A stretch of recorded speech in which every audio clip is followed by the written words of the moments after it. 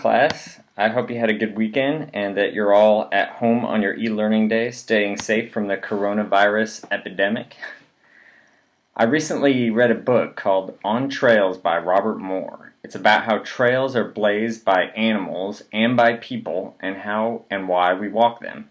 Something interesting I learned in this book is that in most Native American languages, places are more important than people.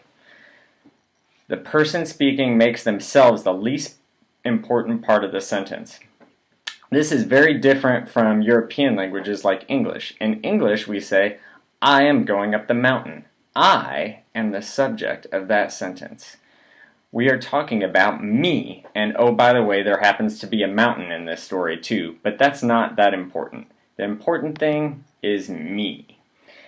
In many Native American languages, that sentence would be structured more like, up the mountain is where I am going. The mountain comes first because the place is more meaningful than the person who goes there.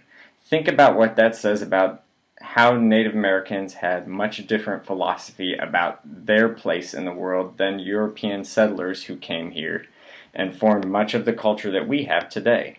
Places are sacred to their culture. Places connect all their stories together, so the places are the subject of many of their sentences.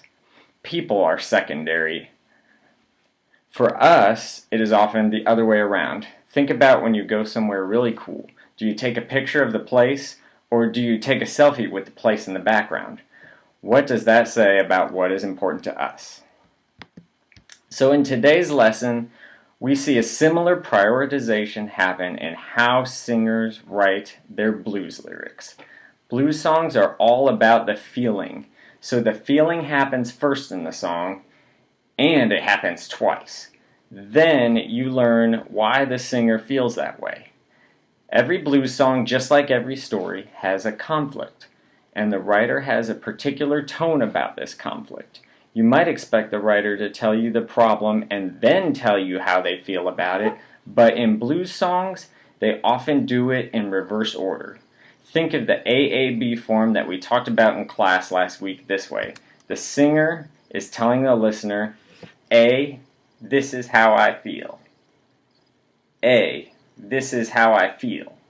And then finally, B, this is why I feel that way.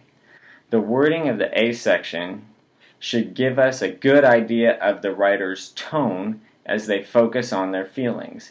And the wording of the B section identifies the conflict that caused those feelings.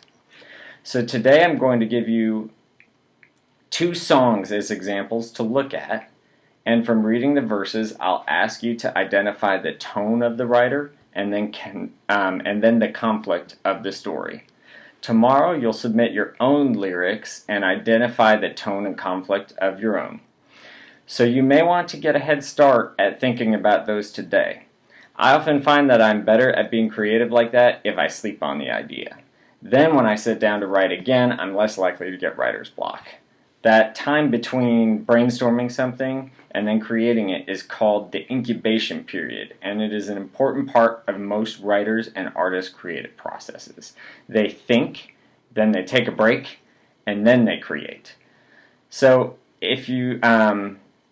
today, just focus on thinking of and brainstorming of some ideas of what might give you the blues, and then tomorrow we'll write our blues songs. Have a great day.